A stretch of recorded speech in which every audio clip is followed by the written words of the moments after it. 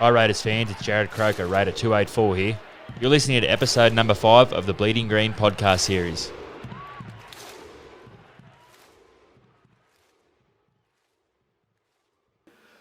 Well, I'm absolutely privileged to be here today at Raiders HQ interviewing quite possibly the greatest footballer ever to play rugby league.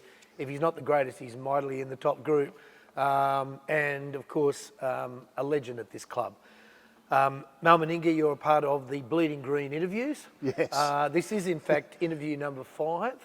And we'll go a long way back. We'll start a fair way back and work our way through not only to the great years for the club, or at least the first great years of the club. I'm sure there are many in front of us, but not only to that, but actually to work our way through to the kind of thing that you're doing now and have been in life post football. Yeah. So let's go a long way back, and this was an interesting question, very similar for Alan Tung, who I interviewed just the other day, and that is, in your case, being brought up, and let's call it country Queensland. I know you went to Maroochydore, high school there, but it's basically the country versus, for example, growing up in Brisbane or growing up in Sydney or whatever it might be. What did that offer you as a kid growing up in that sort of situation? For me, I had a happy childhood, so not in wealth, but certainly in family, and so Dad was a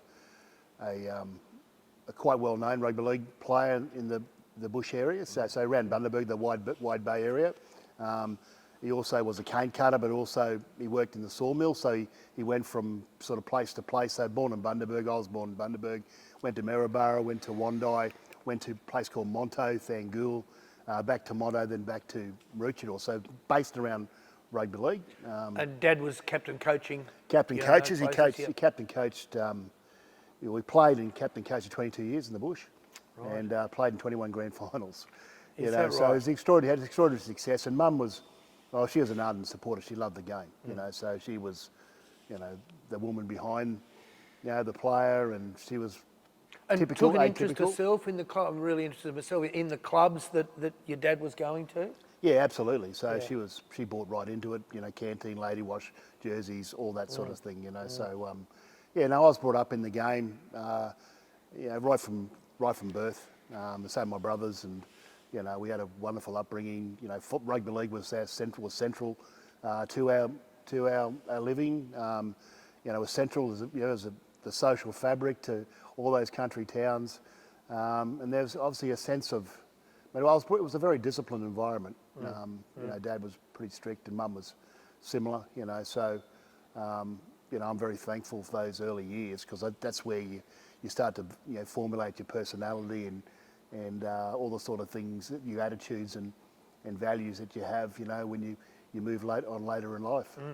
And I know, of course, about the importance of the Queensland Police Force in the early years for you, but before that, was there a period after perhaps your dad had finished? I know viewers would be interested in this, or Raider fans, and that is, what was the first point at which there was a bit of stability in your football? Do you know what I mean? Given you're travelling around, obviously the family's moving around with your dad. Yeah, no, there wasn't a lot of stability, but that was just normal. It was a normal part of life. Yeah.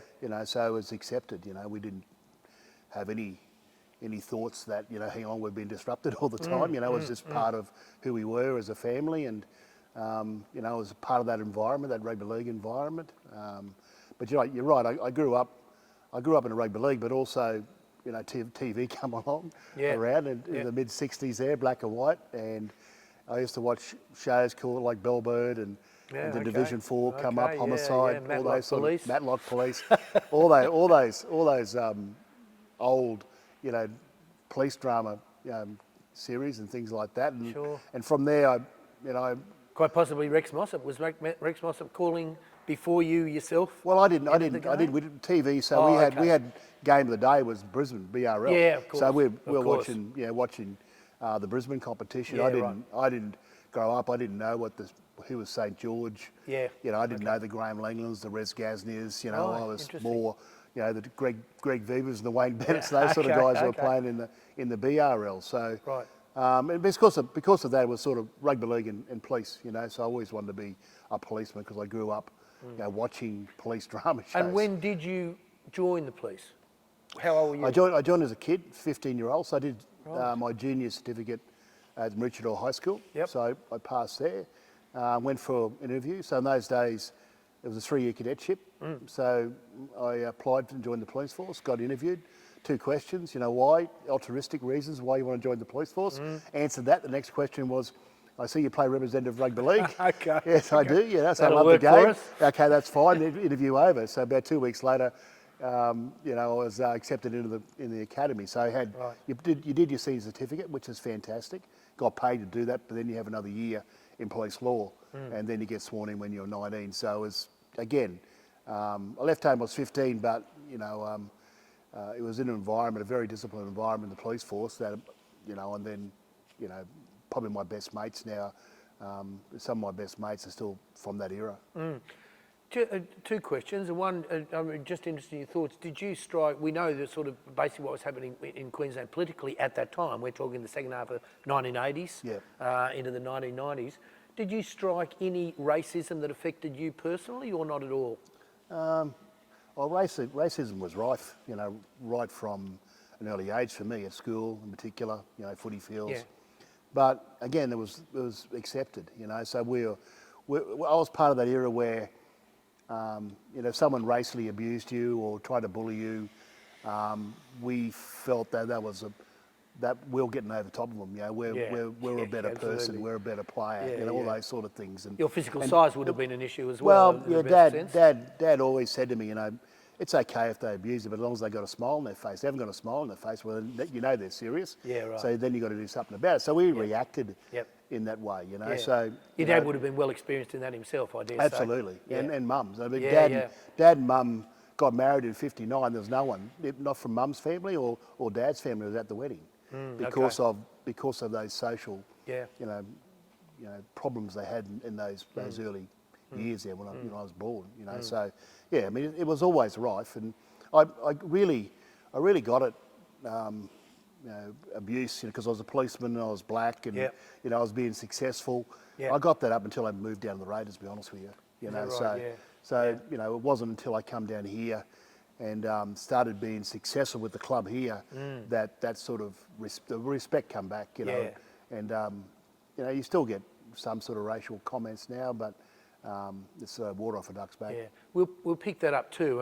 Obviously the move down here shortly.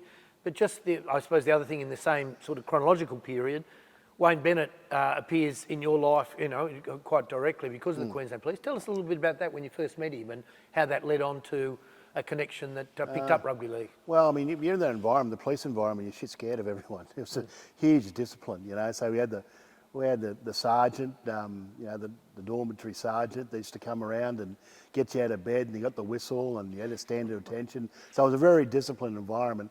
And it was because of that, there was the seniority. So, Wayne was, I think he was constable first class at that time. He was working in the PE department of the police academy. Right. He seen me play a bit of touch footy down at the Oval, and he came up to me a couple of days later, and he came up to me and basically said, "Oh, you play rugby league, do you?" Well, I said, "Do you?" So I was stumbling my words. Yes, constable. So and then he sort of, as he's turned his back on me, walked away, said, "Well, we'll see." So that was my first introduction to Wayne in those days. But he was really instrumental. Like, Dad was fantastic. In those early years. Up until I was under 14s. But then Wayne, he introduced me to goal setting and Vince Lombardi and video and all that sort of stuff around, and skills and being fit and the fitness. So probably the fittest I've ever been would have been, through those academy years, so 16, 17, 18 years of age. I learned to work hard, set goals and, and work with a purpose. Were your mum and dad able to get to many games at that stage? Where were they living in the context of where you were playing? Yeah, they're on the coast. The family split up in those early 80s. Right. So that was because Dad had a pretty serious accident in the sawmills. He had I remember reading about that. Big log come off the skids and smacked into him and sort of broke all his rib, but broke the man as well. Right. And unfortunately had psychological problems because of that. And we made a choice and we went with Mum, and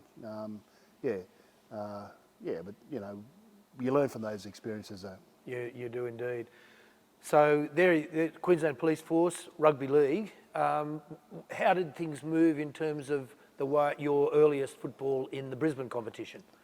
Well, And how old were you? Well, it wasn't until Wayne got hold of me that I even thought about having a career in rugby league. No, right. I didn't even. I was all about being a policeman. Yeah, so I was never. I had no ambitions to play in the BRL. On the basis that you perhaps thought at that point you might was it not thinking about it all, or was it thinking I mightn't be up to it? What were your thoughts? No, or just no thought at all? I love the game. I was always good at it. Yeah. But I never had any ambition, to play for, play at a higher level or play in rep level. So I always wanted to be a policeman until Wayne took hold of me, and like those things I just mentioned around goal setting, and he had belief in me. I remember it's always significance. There's always someone that you hang off that you believe in and respect.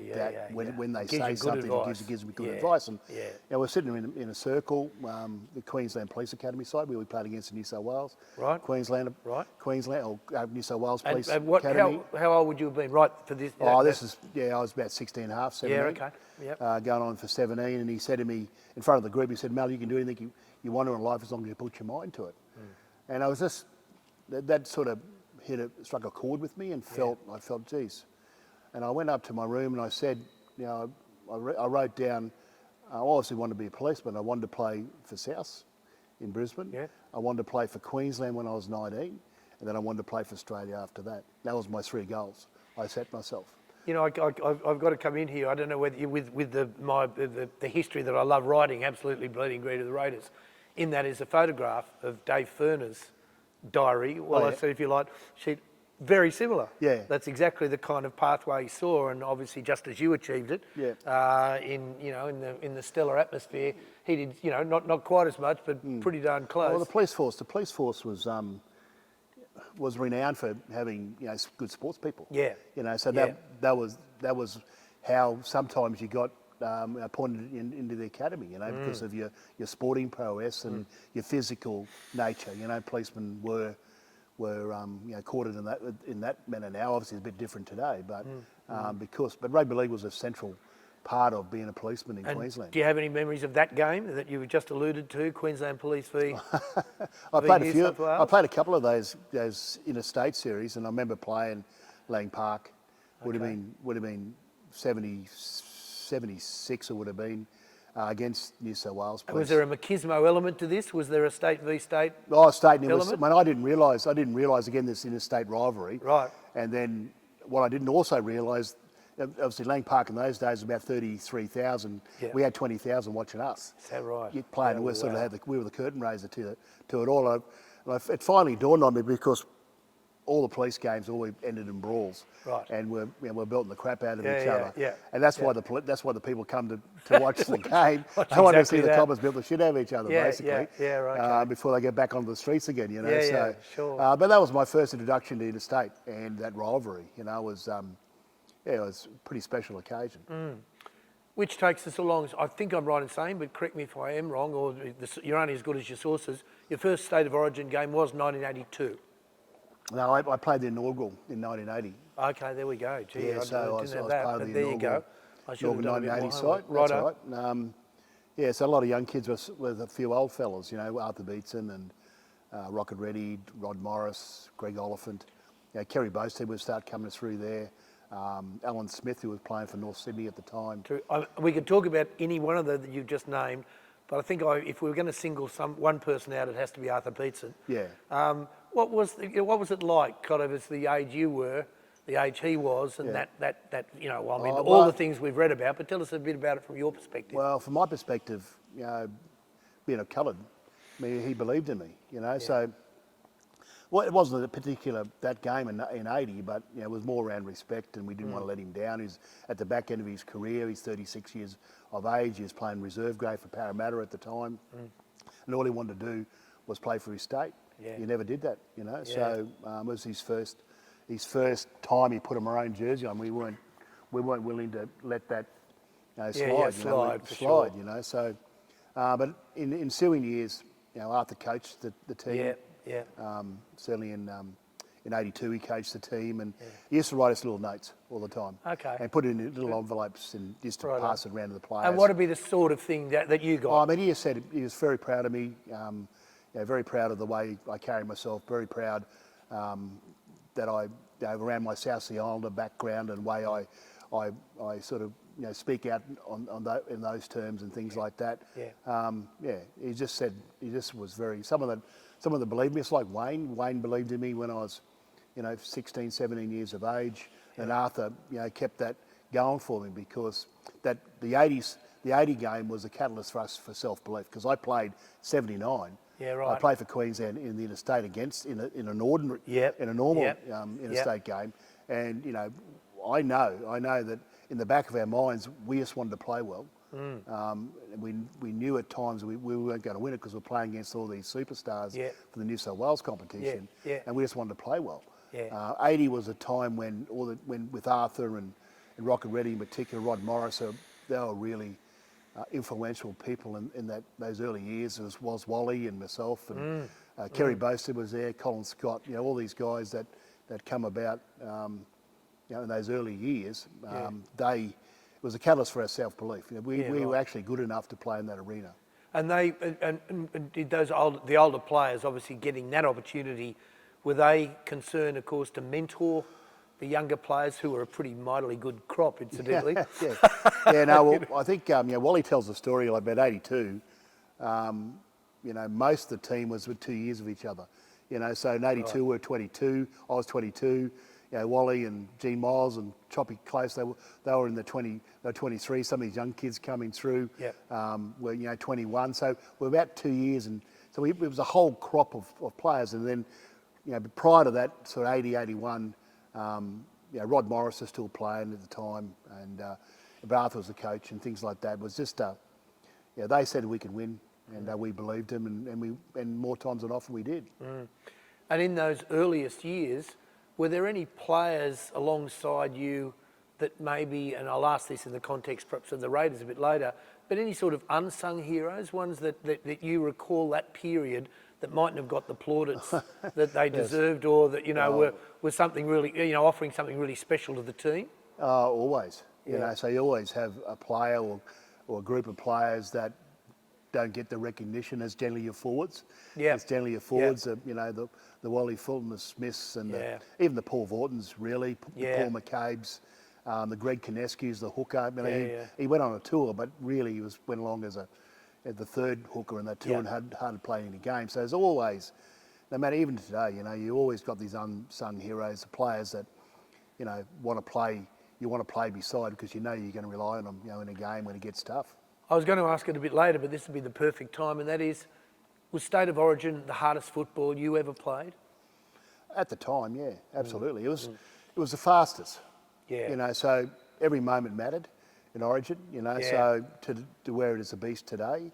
International footy was tough. And when you talk about hard and tough, it's a slower game, but there's different rules. With the international program, you had to be tough. You had to be of strong character, because you're going to get belted up. And that's the international space, but Origin's quick. It's interesting how that hasn't changed virtually at all. No. Do you know what I mean? Exactly. Every player comes into it. That's exactly what they say. Asked about it. It was that much faster. That's exactly trying to suck it in. Every play matters. So NRL's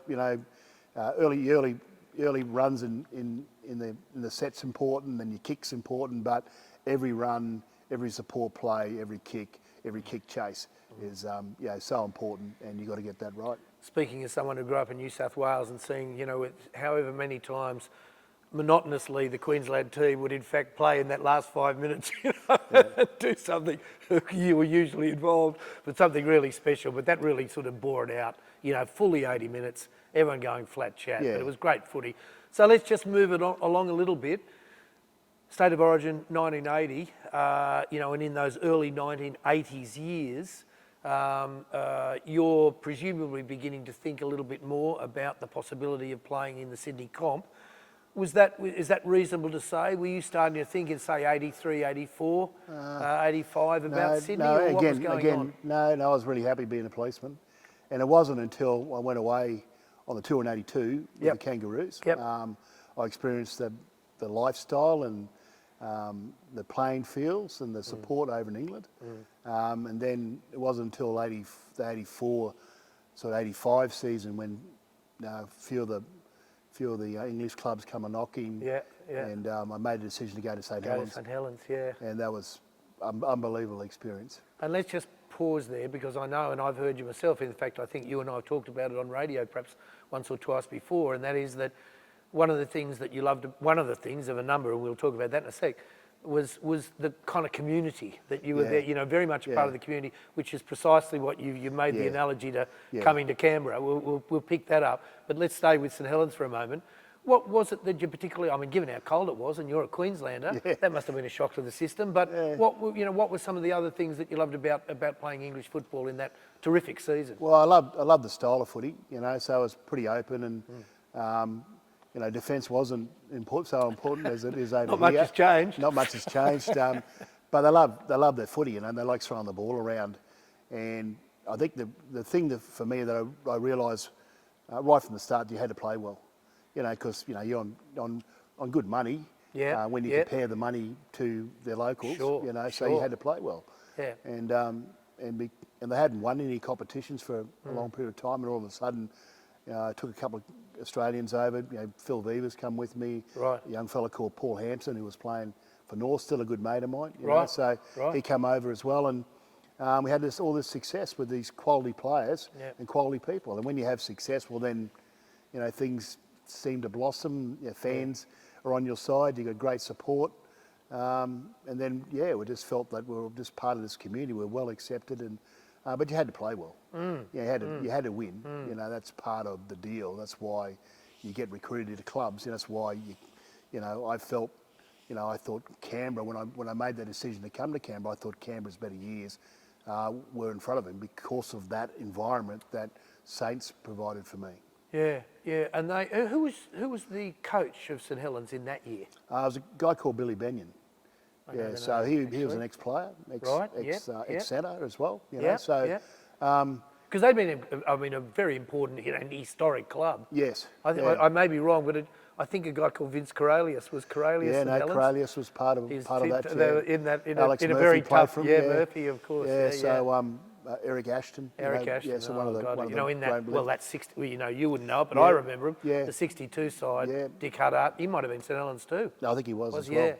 They were some brilliant and he footballers. played for Castleford as well. They had a rich history, there's no doubt. They weren't quite as successful when I went over there, but out of that, you know, came some special players as well. You know, Harry Pinners, who actually captained his country after that as well. So all these players starting to rise to the occasion. You know, so it was. It's just a really good environment to play in. Provided you play well. And it would have been presumably, and it's not dissimilar to say, you know, your father and you're, you know, travelling around with your father being captain coach, pretty similar in the country towns of New South Wales and Queensland. You know what I mean? When you go as captain coach, there's a certain expectation especially with the captain coach, because he's getting the dough. That's right. Usually, you know. That's right. But it would have been similar, and then of course you start thinking about maybe we should get onto it because there's so many things to discuss. But given that experience and it coming in 84, 85, so we just shift over to 1985. And it's been written about, indeed, I'm one of the people who has written about it, but that period in those months when you were considering, coming to Sydney and being wooed, I think, amongst others, certainly by the Raiders, but also by, amongst others, Mal Meninga. Can you tell us a little bit about your memories again? I'm sure that a number of the Raider fans would know this story, but I don't think it hurts to be going over it again. Tell us a little bit about what led up to you signing for the Raiders in later 1985. Well, Wayne Bennett was coaching South at the time as well.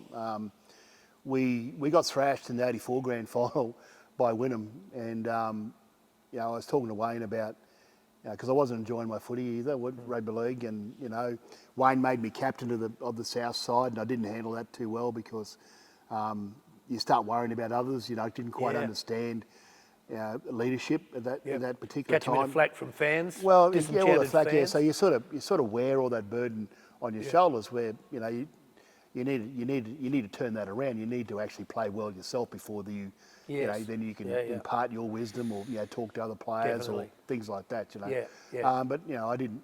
It took me that year to learn that lesson. So I went away disenfranchised about it all, but I come back, feeling super confident, by playing over with Saints, and then I said to Wayne, I think it's time for me to go to Sydney, and he agreed. He agreed with me. Right. So then I was getting a few offers, obviously, from Manly East, and Wayne had a really good relationship with Donny Ferner. Right. And Don was the Australian coach at that particular and time. with the Queensland part of his CV, most definitely. More or less. So, and I know, and Wayne's relationship was really strong, and respected Don. So we had these conversations around where I should go. So there's a number of reasons. So the Saints thing was really important for me because I understood one team town. Yep. I understood if you can start to develop a really good footy team that's going to be successful, that town would get behind it. Absolutely. I understood that Canberra, being in the bush. Yep. I was a bushie, so I didn't really want to live in Sydney as well. But aside from that, it started to be successful, particularly in the lower grades.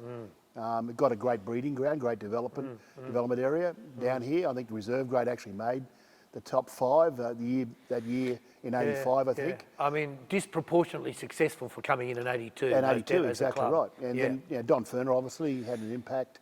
Wayne's influence on that. Yep.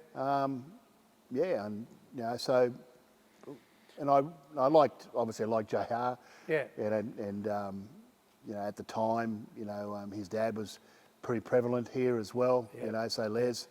And when push was getting close to shove, Manly put a bit of heat on, did they not? Was it sort of famously or infamously so to get you to sign quickly? Unfortunately, they did. Well, fortunately they did. Because I made the decision, well, bugger you. Yeah. I'm not going to go to you. So I had to make a decision on the phone to him, and I said, no, bugger you. So I'm not playing for you guys. I'm going to go to Canberra.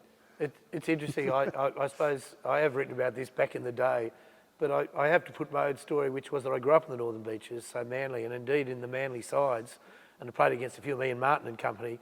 But as often as not, Manly had 10 or 11 local players in their 13. Yeah. But then I went away overseas to do some uni work. By the time I come back, the whole game, Manly had changed. Yeah, exactly. They were buying South players. So, the whole thing was on and completely changed. Yeah, well, Frank Stanton was, Manly coach. Fatty Vorton was there. Choppy Close was there. So, and then Bozo turned up. It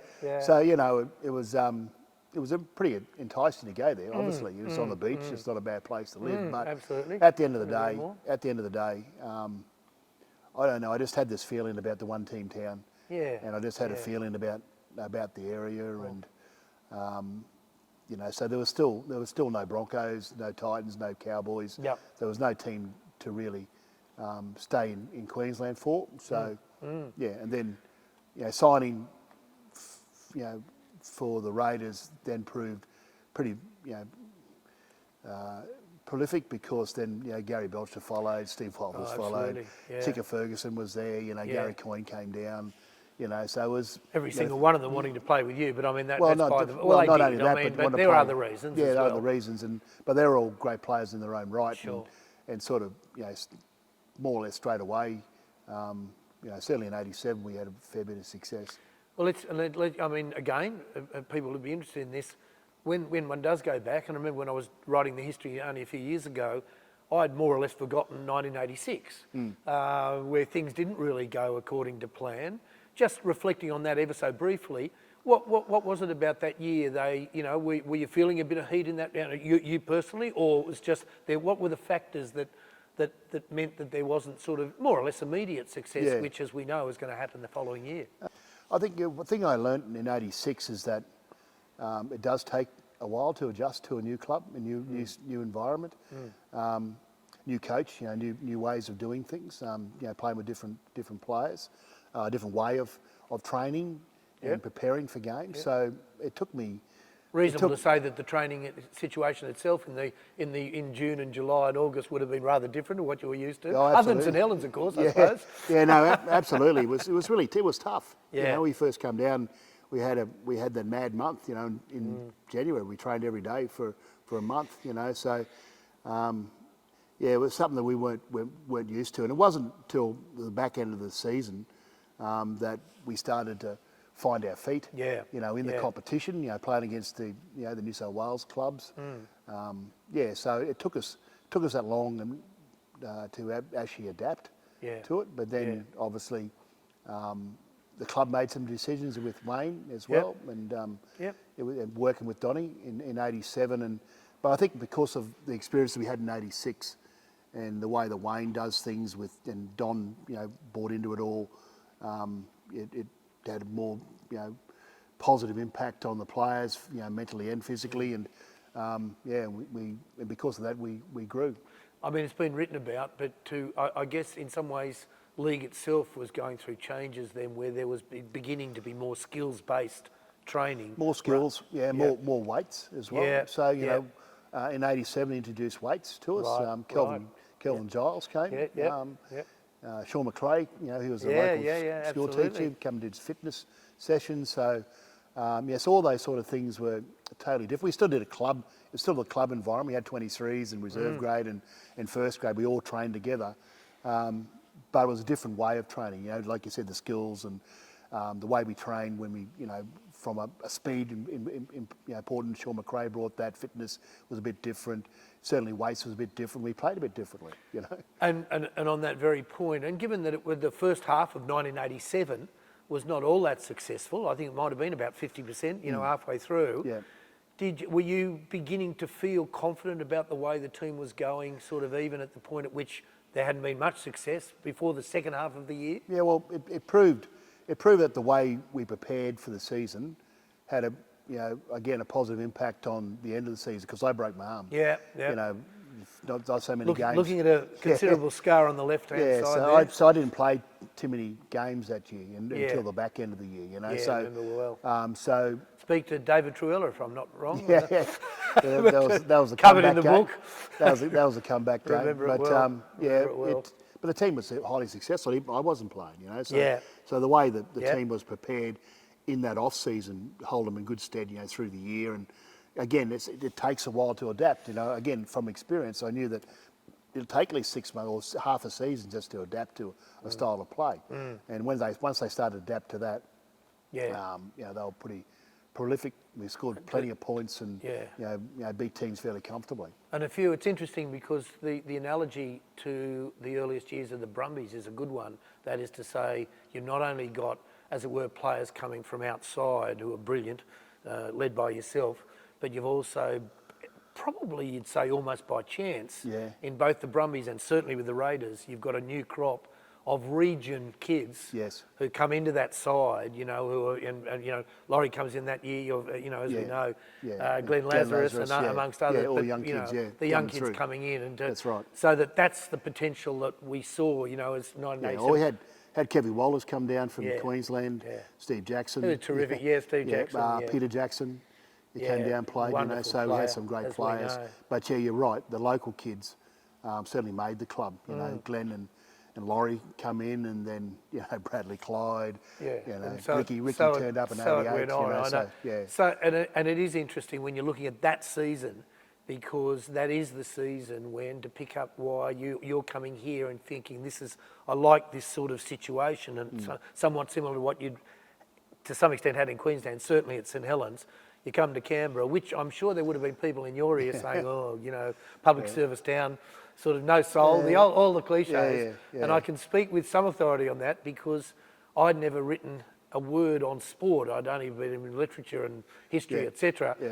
But that year, especially the second half of the year, so much happened in this city that I was I've got to say it, I was inspired to say, I've got to write something on this. And the Canberra Times said, well, why don't you put something in? And which I can't remember, I do believe they ran on Saturday on a full broadsheet, sort of with the Raider horns.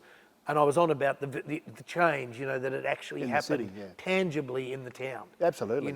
And it was something something that was terrific to be sort of a relatively recent arrival in Canberra with your family, to have that, you know, to see that change in the town. But that's when it started, you know, and it continues to this day in 2023. But that season, even though there'd been a sort of a hard core, which included, well, it was mostly Queanbeyan people, but that year 87 was when the links, you know, and properly, and we hadn't moved to Bruce Stadium, but nevertheless, the links between, in a sense, the national capital and a country town grew and solidified. Dean Lance was the captain at the time. He summed it up magnificently about, you know, Canberra has got a soul. Yeah. And, you know, the thing that we learned from 87 is that we celebrated too early. Yeah. You know, so Canberra grew a heart and a soul. Everyone got behind us, but we were celebrating before we even got to the grand final. That week leading, I know. It was enormous. And I've got to say, I sort of contributed. I mean, we all did, but that's exactly right. It was such a fantastic week. Yeah. But I mean, ultimately, even though it didn't culminate in the grand final win, what it did do was to almost culminate in a changed appearance to the city itself. Absolutely. And then, you know, and because of that, you know, we're playing for Canberra. Yeah. Yeah, we're playing for the green, you know. Yeah. The mighty green. Everything was green in 87. No, it was unbelievably fantastic. Green. When the bakers started doing, you know, green, the milk, Canberra milk, had the green, had the lime milk.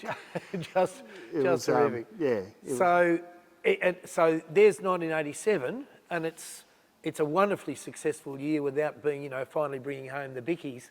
But nevertheless, and even to get to play Manly, it was a pretty good Manly side, that one as well, it must be said. Yes. So that, you know, and they were at the end of the day deserving winners of a game that was hard fought, but deserving winners. So what did you personally take over into 1988? Do you know what I mean? Was there, we're sort of feeling that it could happen in 1988? You know, the momentum of 1987 could be carried on? We had obviously Wayne, you know, Wayne's situation. We might come back to that in a moment, but we had that. So in 88, so that's why I'm going to 88, you know. So we had to make some decisions. Well, the club made some decisions about Wayne, you know, moving back to the Broncos. It's a good Wayne going back, a decision to be made. Yeah. I know that you had, and that was certainly going to be one of the questions. Kind of I won't say a role in that, but certainly that you had an opinion on that, and two parts to it perhaps. One is the Wayne going to Queensland. What were your thoughts at the time? And then the hiring of a slightly, I won't say wet behind the ears, but a youngish Tim Sheens. Yeah. What about that? With the Wayne Bennett's leaving and Tim Sheens coming in, what did you think about both coaches and that situation? I was personally confident that it didn't matter who was coaching us, we were going to be successful. Yeah. You know, so that was my thoughts on it all. Yep. And in fact, you know, I signed a 5-year contract because I believed that. Yeah. You know, Wayne obviously was a huge part of our success in 87, but for, you know, family reasons, and obviously he's a Queenslander. You know, the players gave him our blessing really to move back. Because I remember us having a conversation at Seaford Oval in the grandstand. And when Wayne, you know, come out and made the announcement to the players that he was going to go back to Brisbane and coach the Broncos, and he put a question to us, you know, I can go now, or I can stay. If I can stay, but it's your decision. Yeah. So he left us for about 5 minutes. We wanted him to stay, of course, you know, because the team was being successful. Sure. Peter Jackson said, "We want you to go," and his face, you can see all the blood just drain out of his face. And then we just thought, "Oh, we got you," you know, started laughing and carried on. We moved on, you know. And then when we heard about Tim Sheens, like I said, you know, we didn't know much about Tim, but what I found in conversations with Tim, he knew a lot about the game. You know, so you know, to say the least, a student. Yeah, a student of the game, and even to this day, his knowledge is, you know, one of the best in the game. There's no doubt about his knowledge. But, you know, for us, I knew that we were going to learn plenty. Yeah. You know, and I mean, you talked earlier about discipline. There was, amongst other things that he brought, was a particual kind of discine. Well, Wayne and Dom were disciplined. So we're always disciplined. And, you know, it was fairly autocratic in those days. Yeah. You know, so, you know, that's what, you know, players just come to training they do what they're told. Sometimes we have a voice, but in those days, it was a bit more autocratic than it is today. But Sheensy brought a bit of diplomacy to it, democracy to it. He's a bit more conversational about footy, and he's teaching the Rickies and the Lauries and those calibre of players about the game. So we actually got to start to understand the game a lot better under Tim, and that's the first thing he brought. And then, like you said before, we had all these great Queenslanders. We're starting to get a few Kiwis, and we had all these local kids. Who were all very good players in their own right. And under Tim, he brought it together really well, and Am I right in saying, and I may not be, but that Tim brought to the club, given of course having Wayne and Don, but Tim, the breaking down of opponents, looking at more footage, that element. We're doing video with Tim, so the old VHS. Sure. You got the remote control, bang, rewind, go back again, fast forward.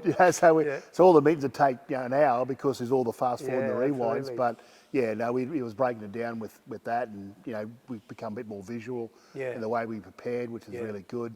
And did he bring democracy to that? Was he looking for not just yours, your input, absolutely, but and the halves, he understood, Ricky's role and Laurie's role, Steve Walters, the hooker, and the spine, So in those times, it's still the same it is today, So they carry a huge, burden for the team. The other thing with Sheensy is that he kept on with the skills, though. He still kept on with the club environment, the family club environment. Yeah, right. We were trained with all the players in the club, and we'd have all these skill sessions, and we still go with the weights and things like that. So he kept what Wayne and Don introduced in '87. He kept a fair bit of that, but then he brought in, like you said, the analytical side of the game, certainly with the video. Before we get to 1989, let's just touch on that. So you signed at the end of 1985, then it's 1986, and here we are in 1988. Did you feel that and given much has been written about, I'm one of those, but certainly with the likes of JR, Les, the sort of club that began in 1982, that really was looking to establish a particular kind of culture that would be something different to the Sydney clubs in this case, did you find yourself very much at home with that and enjoying contributing to that? Well, we played a really good brand of footy. Yeah. So if we see space, the ball goes to space, So we, I really enjoyed the way we played. But it also, the thing that gets overlooked at times, I reckon, is because the defences I thought were really good too. Yeah. So we had some really good defensive structures. Wayne was a very good defensive coach. That's why he implemented things. Same with Tim.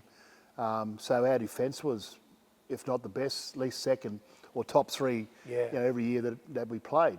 So we were successful. So even though we were scoring plenty of points, we weren't let many points in as well. So we had I think our all-round game was really good, but we played this expansive game and the way rugby league should be played. I couldn't agree more. I mean, the words are exact. I mean, that's the thing for those of us Canberrans looking at the kind of quality that emerged for the first time properly in 1987, but then continues, and you use the word expansive. That's exactly right. I mean, the number of times I still remember, can't remember what season, but where there was a scrum went down, maybe 10 out from the opposition try line, and Chica was going to go to his wing, and he was near the halfway mark. He was actually literally, so there's the line that's so deep, and imagine coming, you're coming, you and others are coming at that line with the head of steam. But it was actually, is it fair to say, do you feel that the Raiders, it's been written about,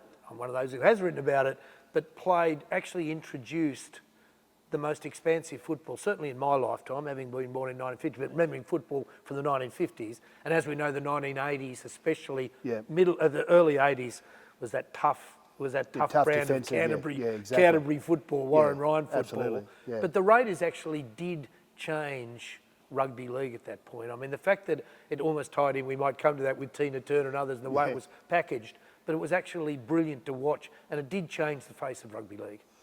I think that comes on the back of the strength of each individual player. So, each individual player, Ricky's long ball as an example, his kicking game. Laurie's a runner, I'm a runner. Yeah. Gary Belcher's a runner, Chicka's a runner, Yeah. So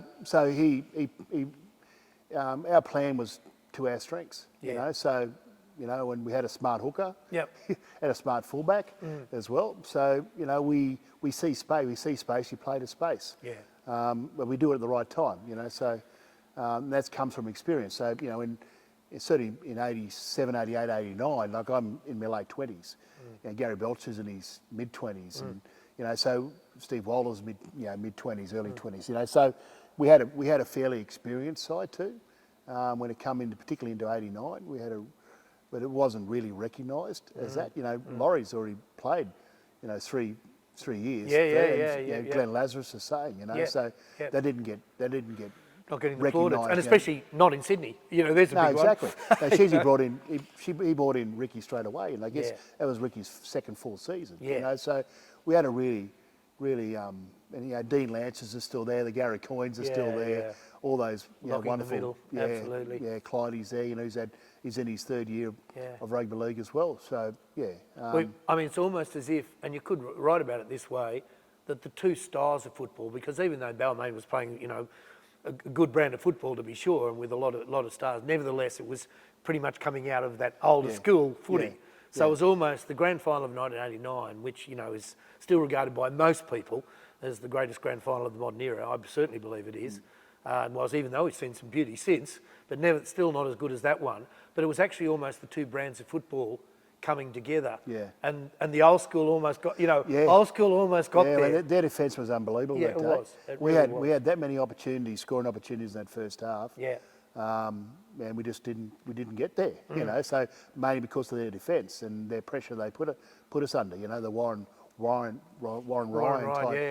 type teams, Maybe we'll break that down in a moment, but just given how significant that season was, when you went into season 89, and we know how it's going to end, what were your thoughts? You've obviously still, the arm's still an issue.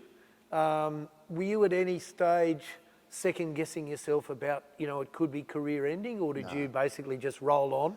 Yeah, Certainly that's the way it appeared. No, not for me. I trained harder than ever trained, prepared better than ever prepared, and played better than ever played. Yeah. When I come back, so I was never going to give it away because I missed it too much. Yeah. And I always thought my better years were in front of me. And it's interesting, you're in your later 20s, and you've got that young group coming through. So let's basically sort of jump to it. There's one thing I wanted to read. It's the only thing I will read from the book, but they're not actually my words. And then we might take a break, and that is that you had a note written to you from Father John Woods, which I happen to quote in full, if I can just go to it. And I think it is worth, because I want to get your feelings about it, and I think it is worth quoting full since we've got the luxury of a couple of hours here. Yeah. So I'm reading directly. Thursday, 21 September 1989. Dear Mal, just a note to wish you and the other guys all the very best for Sunday. I consider it a privilege to have been associated with you as chaplain over the years. These sentiments would be echoed by your families, friends, and many thousands of Canberra fans. Simply stated, the grand final is a challenge for you to realise your God-given potential as footballers. Inside each of you is a dream. Dreams do come true if you are willing to sacrifice what you are to become, what your dreams call you to be. My prayer for you is that of St. Paul, may your hidden self grow strong. And he finishes, I believe that you are ready for this challenge because you have all been willing to pay your dues thus far.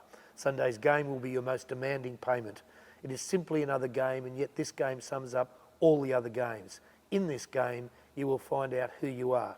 May your hidden self grow strong. May it be a great game played in the true spirit of the occasion. Good luck, God bless, and see you Sunday, John Woods. There's a lot going on there. You could actually deconstruct that in so many ways. But how did you initially respond to receiving that note? It emotionally got me, and he's right. When did you read it first? Can I ask that? Well, he gave it to me. So Okay. I read it, and then the letter was so profound and so impactful, Yeah.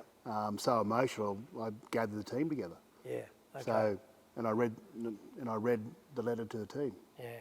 As I recall, Chris O'Sullivan might have whooped and carried on. But that, I've got to ask this as the historian, I assume that we don't have that letter anymore? No. What a pity. There's Yeah. now that would have been something for the club, Yeah. but we'll work on that at some stage. Yeah, we don't think of those sort of things at the time, But but it had an impact on the team. it's interesting how that links, as JR talking about when he brought Father John Woods on board.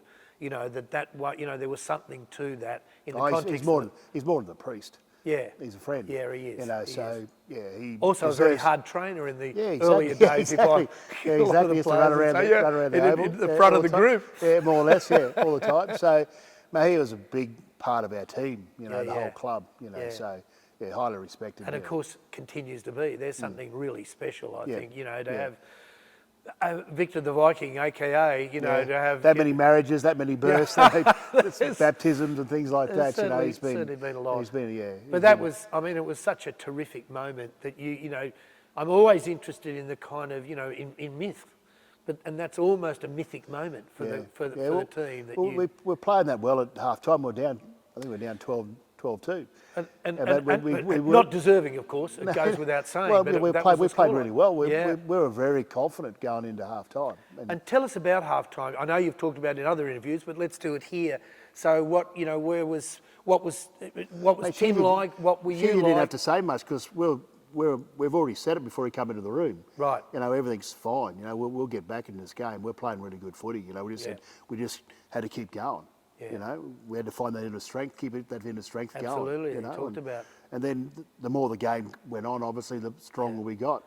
And then at half time, you know, we were confident. We ran back on the footy field. I thought our second half was fairly dominant as well. It was. It was. Yeah.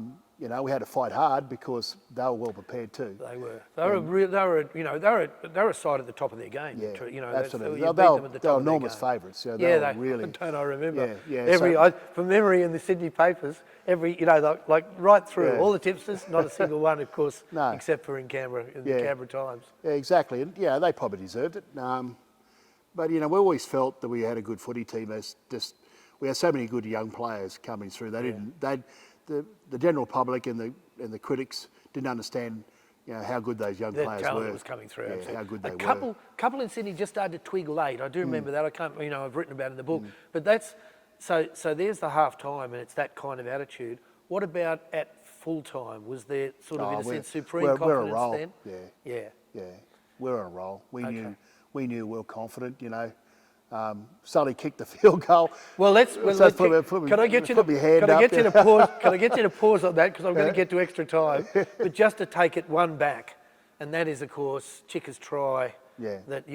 So two things about that. Not only is it, in fact, again, and I had such fun writing about this, but that step that he had to go once, twice, three times, and then bury, and he was such a wonderful footballer to watch. Yeah. He's my favourite. He was. Well, I mean. Yeah. In the earliest, when we got him, and I should remember the year, the Raiders got him in 80. They came the same year as us, 86. Oh, is that right? I thought it might have been 85. No, 86, okay. Because I mean, that was a change. There were things that changed the club, and that was one of them. Him on one wing and Terry Fay on the other. Yeah, he's a big unit. Fair wing combination. Nothing wrong with that. No, nothing wrong with that. Anyway, he scores, and this is probably the perfect moment to pick it up, given the fact that one doesn't see a toe poke goal kicker anymore. But I can remember, being older than you by a fair way, that everyone was toe poking back in the sort of 50s and 60s. Keith Barnes and others, all the great kickers. Yeah. In your case, you were known to on occasion spray the toe poke kick.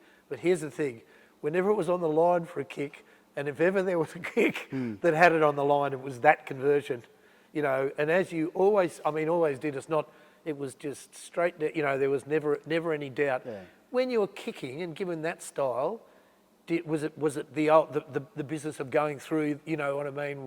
what worked for you? What did you have any approach to kicking? I remember it vividly. That kick? Yeah. Yeah, okay. Tell us about it. I got the ball as quick as I could. Right. I put the sand down as quick as I could. Right. I dressed the ball as quick as I could and kicked it as quickly as I could. There you go. Because it was about halfway out, if I'm not wrong, from the goalpost out.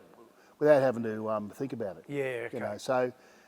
Even that's experience, straight there, yeah, isn't it? You know, exactly. I didn't want to think about it. I just did it as quick as I could. Yeah. Well, it went and I was confident. Finn, you would have seen it. It went over the black dot about 15 up. You know, it was the perfect kick. Yeah. So we're level. As you say, the team gets together. Well, it's only a couple of minutes and talking about it. Yeah. Can you remember by any chance what was said in that circle, or was just everyone kind of confident? You know, let's get straight back out there. I can't remember what I said, but I know I would have said something along that we just had to keep going the way we were going. We didn't have to do anything different. You know, we had to play the ball, had to play the ball down their end, you know, so and we get opportunities. We control field position, we get opportunities, we'll score points, you know, so we're too good not to. So it was all about playing down their end.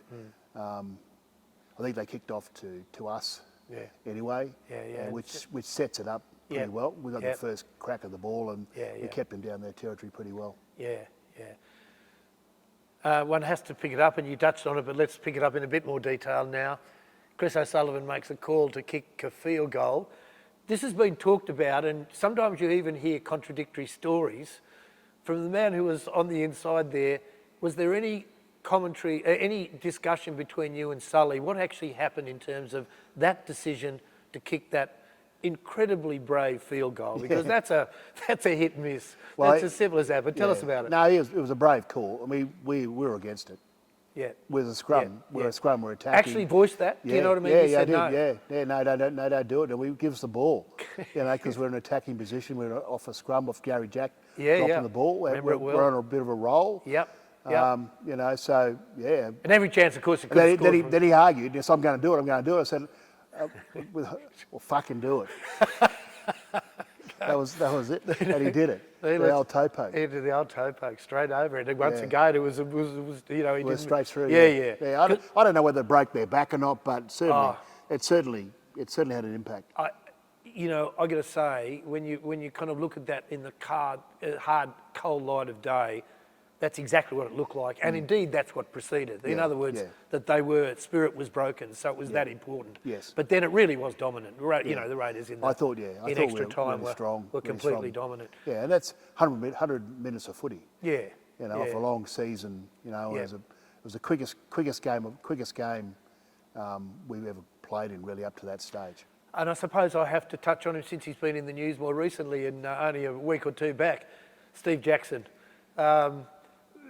Tell us a little bit about, well, A, the player, and also B, that particular run or your memory of it. Yeah, he's a humble man, Jacko, honestly. Loves a yarn, but he's a humble person. We know that. Humble person. He's come off the bench and he made a difference. All his runs were really good. In the extra time were fantastic for us. And defensively he was really good. You know, so it was a perfect. Sheezy, you know, brought him at the perfect time. He made it, you know, the perfect impact for us. But we've never thought that he'd, you know, beat 10 people to score a try. With them dragging off. Yeah, I know. You know, so he's left us the next year because he's made a name for himself. Truly one of the great grand final tries. So Mel, just reflecting on a couple more moments about the '89 grand final. In light of everything that's been talked about many, many times over, but in your looking back on your team in 1989 in that game, is there one player that you feel has not received his just desserts? That is to say, was very much the quiet achiever in that game or not? Or was it sort of right, and it's reasonable to say right across the board, so you certainly couldn't pick any. But is there anyone who perhaps hasn't quite, you know, in your opinion, received? Oh, I don't, internally, no. You know, because we value everyone in the footy team, you know, so, you know, Dean Lance and those sort of guys, you know, they get they're unsung heroes, you know, Gary Coynes, you know, but not in our eyes. You know, we know how important they are to the footy team. You know, I played in the back, so I'm bigger than them, you know, so, and I relied on them, you know, so I relied on getting their job done. So they always did, always got their job done, which is Ashley Gilbert's, all those sort of guys are for sure. terrific, people and players. Yeah. If we look at that, and it's reasonable to say that, very reasonable and valid, that a majority of commentators still look back and say that's the greatest grand final of the modern era. In terms of grand finals played since 1989, any that you would single out as being a rival, albeit perhaps not quite there? 2015, 2015. yeah. Bronx and Cowboys. Yeah. That was a special. It was a special grand final too. I was actually there and enjoyed it. Okay. Okay. Yeah. Right. I mean, it was, the Jonathan Thurston. Very epic. Very tough. It did have. Yeah. I mean, I've actually even attempted to weigh up. Yeah. Tried to establish criteria for the two of them. Yeah, it's different eras in a way. Yeah, it is. That's true. But I really, of all the modern era of the games, 2015 stands out for me. Right. Changing tack entirely, and we will return to the teams of 1990 briefly, and certainly 1994. But I wrote, and I'd like, we changed tack, and certainly the chronology fits. Your unique kangaroo playing record of all of those tours, and I think I believe I'm right in saying you're the only player to ever to play and go on 4 kangaroo tours. Yeah. Still. Yeah. Was the 1990 Stewart to Meninga try your most memorable moment, or were there others? That was my most relief moment Right. of my career, there's no doubt about that, So, I had the privilege of, captaining the 1990 tour. Yeah. Off the back of Wally obviously having the broken arm. A lot of controversy in that. Lost the first game, at Wembley. And we're in a dogfight, against the Poms. That second test, they had a whale of a game that second test. They had a very good footy team. Yeah, it was. Hillary Hanleys and Schofields. I mean, you're tempted to say that's Fires. as good a team as they put out. Oh, in absolutely. decades. They didn't get enough recognition out of that series because they had a very good footy team and they beat us well, at Wembley in '90. And we had to fight hard. And it's possible to say that try actually, in a sense, broke the. You know what I mean? Made the third test that much. Well, I mean, it was even at the time, So I think it was 10-all at the time. So, and I know Ricky was so despondent when he threw the intercept past, So, and it was Gary Belcher that told him that listen, we've got plenty of time to go. We used to train the 7-minute drill under Sheensy all the time. Right. It was a 7-minute drill. Tell us a bit about that. Well, the 7-minute drill is that we'd practice 7 minutes, the last 7 minutes of a game, all the time. If we're behind or in front, how do we close the game down? How do we win a game? Yep. And that's we were in that situation. We had about 7 minutes to go, 5 minutes to go in that final. So at Old Trafford there, and Ricky made the difference. All I had to do was run.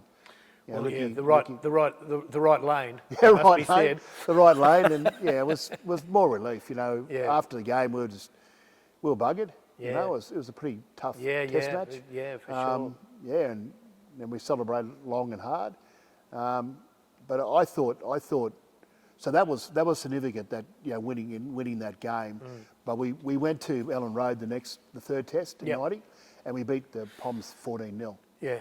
And that's the first time the English have ever been held to 0. Is that right? In a test match. Okay, there you go. Yeah. There you go. Yeah, so that was a hard game. That was significant. So I always think that that was relief. Yeah. We got back on track, and then the third game at Ellen Road we played really well. Laurie had a blinder.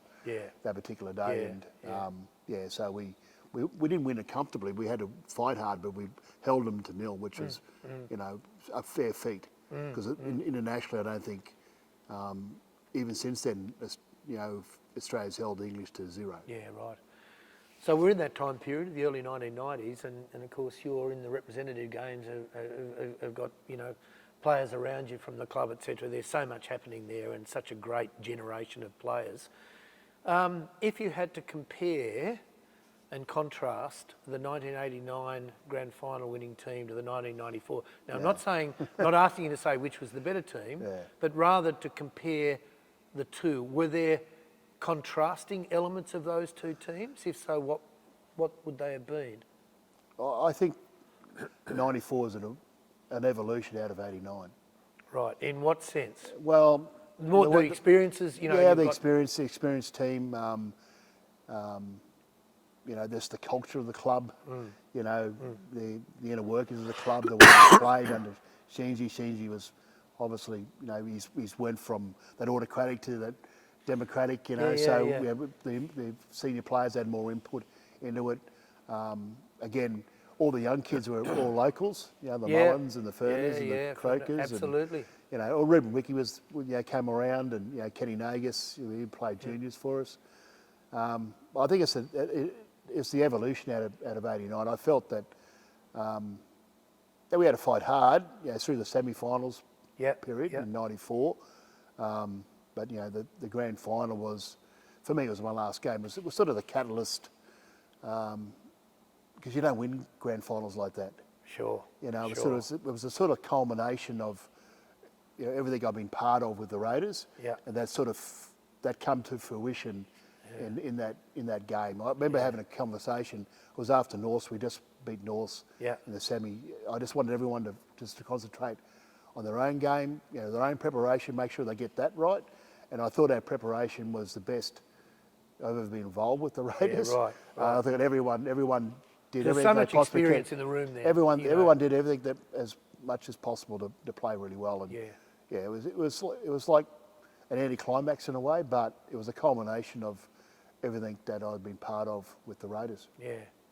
And to state again, pretty much the bleeding obvious, the players wanting to send you out. You know what I mean? There was that element. In the back of their minds, I understood that. Yeah, go on. I understood that, but you know, that's why I said that. You know, I just wanted them to really knuckle down and prepare the best that they can play, because at the end of the day, if they play really well, it's going to give us a chance of winning the footy game. Sure. You know, so that was our attitude through the whole week.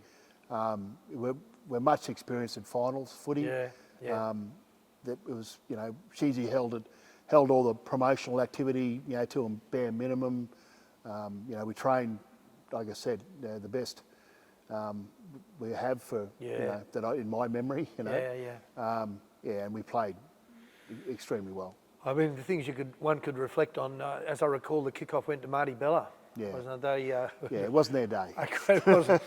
Lex Marinos, a great mate of mine. You know, we've done a book together on league. But Lex, a North Sydney, great, you know, passionate supporter, just has written about, as we know, the Marty Bella, you know, that element. And he's a really good footballer too. But you know, you have those days.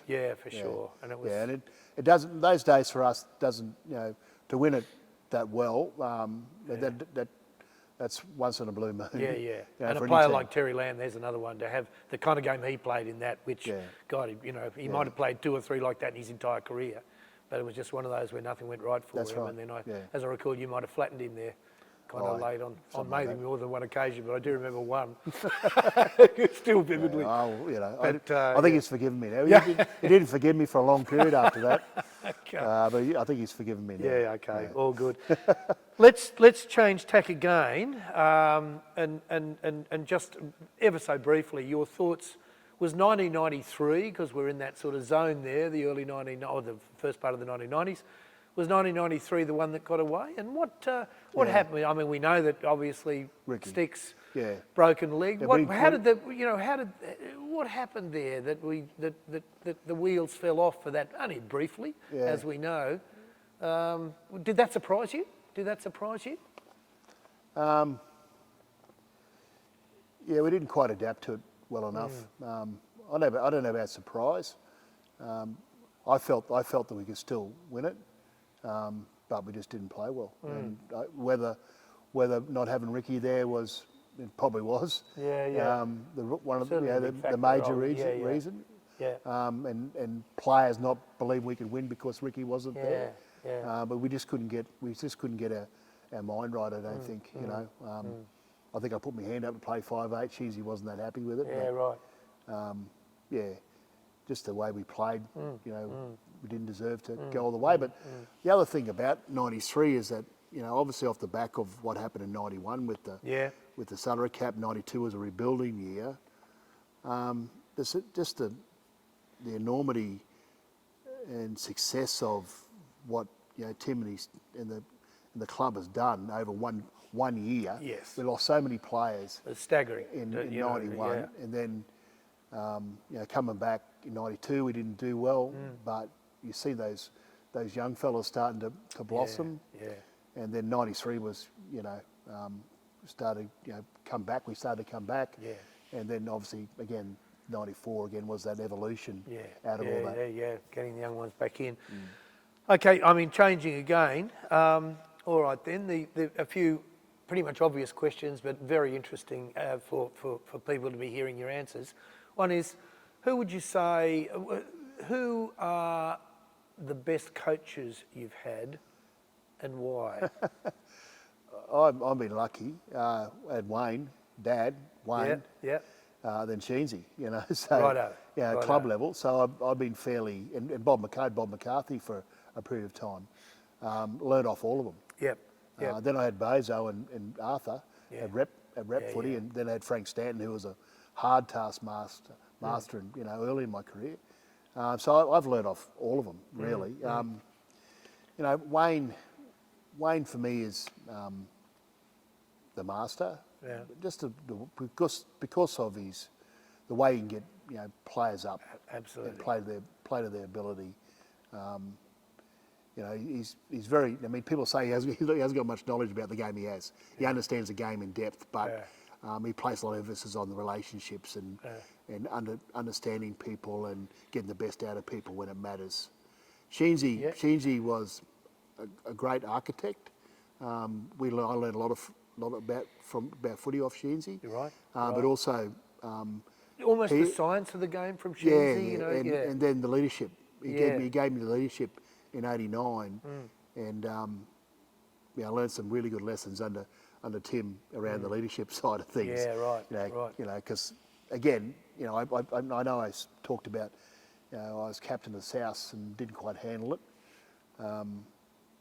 And when I first took over the captaincy of the Raiders, it took me a while to lead by example. Have those conversations with, say, I'm a big fella, and have a conversation with the front row about he needs to do his job. And they just turn around, look at me, and say, "Well, you're bigger than me. Why don't you do it?" So you learn those lessons along the way. Yeah, So sure. yes, well, I had to play well, and this is the thing about leadership, and I learned from Sheezer. I had to play, and I had to play consistently well. I had to be good every game if I possibly can, before I can even talk and I mean, it's the old cliche of leading by example, but have influence over others. You've got to build that respect. Yeah, absolutely. One, I'm fascinated with this, and you and I have touched on this back through the years, and that is, given the not great success of your first venture into coaching with the Raiders, not bad years as we know, and it's covered off. You then go on to the most extraordinary coaching of the Queensland State of Origin, admittedly with a lot of good players, and I'll get to that. Yeah. But Queensland State of Origin, and now the Kangaroos. I mean, probably, I think I'm using the word accurately, unprecedented success, certainly in the Queensland State of Origin, but then with the Kangaroos. Do you feel your coaching skills are better directed towards the elite players? I mean, statistics would say that. And if that's the case, did you feel that you learnt from the Raider years and brought that to bear in terms of your coaching of as I say, elite players? What have you done that's been, why have you been so successful at that level? Well, you create what I call a resilient environment. So the resilient environment is around having a purpose, having a common purpose, having standards of behaviour, standards around your playing. Yeah. So you set KPIs. You have a fun environment. It's got to be fun. It's got to be collaborative. Yeah. That's who I'm working with. I'm working with some of the smartest players in the game. So you've got to be, and you got to, your ego's got to be that big that you can accept help. Yeah. You know what I mean? So I'm not flustered by saying to Cameron Smith. I was having a conversation with Cameron Smith Cam today, and this is what we should be doing. I'm not, and I believe that we should be doing. Just bring them. My ego is not that large that I can't accept help, and I think that's my greatest strength. I reckon is that I can bring a team together. We can have a really resilient environment, have a bit of fun, but it's collaborative. So we have. I think the impact from being collaborative at the representative level means that they're taking control of the plans, and they're strengthened by them actually having an input into what we do. From the time you started coaching Queensland all the way through to, of course, the Kangaroo years right up to the present, are there one or two players under your coaching who were, what does one say, more fertile resources than others because of what they brought to bear, well, on the field, but also in terms of the feedback to you? Well, and who might they be? Well, the other thing you learn from rep footy is that they all come from different clubs, different ways of doing things, different ways of strategy plans, and you learn a little bit from everyone, really. So and that's what I mean by having this open door, collaborative approach to things, is that they feel safe coming up and having a yarn about footy. They feel safe in a team environment to have some input about what they think. And that's from the juniors, the less experienced to the experienced. We don't have meetings. I've changed all that. It's around a chat. Having a chat. Because we're all in the same boat. We all want to win. So we all want to. We want to play the way everyone wants to play, and needs to understand that. So I'm not big into groups. I'm into the whole team stuff because at representative football, then everyone needs to understand each other's role in a matter of 9 days. Because that when you've got the elite players, and I've heard one or two players talk about this in the context of your coaching, is treating men as men. You know what I mean? That's been botched by coaches back through the past when they get that wrong. So I don't have to prove anything to anyone. It's having this open door, collaborative approach, no ego. It's all around humility. Being confident in what you say. And I've been there, done that. So I've got this respect, I guess, and when you walk through a door, but then you got to open your mouth and then you got to say something. You got to produce. You got to produce as well. It's the environment. The environment is very enjoyable, I reckon. Last couple of questions. I started to put down the list of your accomplishments. I was going to pick a couple of them up. However, in fact, the list of your accomplishments, and in both during your football career and after your footballing career, and of course, including your coaching career, is simply too long for me to single them out or even attempt to. However, what do you feel in so many accomplishments that you've had in your career, recognition, etc.?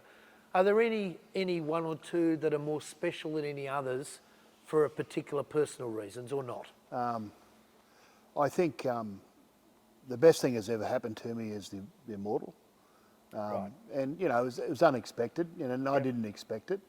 But what that says to me is that everyone that has had influence in my life, including my family and the players that I played with, the coaches that coached me, the teams that I played in, is justified. So they supported me, they believed in me, they helped me, supported me. I think that's validation of my careers, because I think it helps them validate their input into my life as well. Well, just to finish up, one of the things that I've so admired about you in public life after your playing career was the number of occasions when you're in the public eye and you talk about the Canberra Raiders Football Club and what it's meant to you. It's fair to say, and I certainly wouldn't be naming names, that once or twice with a few other players back through the past, when they've been in the public eye, haven't been quite so fulsome in their praise, or indeed, speaking from the heart. But in terms of this club, the Raiders club, and indeed your role in that club, What has it meant to you over, from the time you joined up in late 85 all the way to the present? What is it that's special, and why is it that you do keep singling out those years, both playing and indeed coaching and indeed life beyond, that are so special to you? Well, my heart and soul's here. My blood's here. My green blood is here, So, once a Raider, always a Raider. And I know Ricky's got that mentality as well, So, Canberra's been really great to me. I still live here. It's an unsung hero, Canberra. Yeah. And I've sort of nearly grown up here. I've spent more time here in Canberra than I have in Queensland, So, yeah, it's a special place, and I'm damn loyal. This loyalty trait that I'm not going to. Yeah, I mean, Canberra's always going to be, in my heart. It's so lovely to hear that. I mean, having just recently interviewed Alan Tongue, who had words rather similar, coming from a slightly different place, but the same kinds of words. Mal Meninga, it's been a special privilege for me to be interviewing you today, and of course for this interview to take its place in the Bleeding Green interviews. Canberra Raiders respect and honour the traditional custodians of the land and pay our respects to their elders, past, present and future. We acknowledge the stories, traditions and living cultures of Aboriginal and Torres Strait Islander peoples on the land we meet, gather and play on.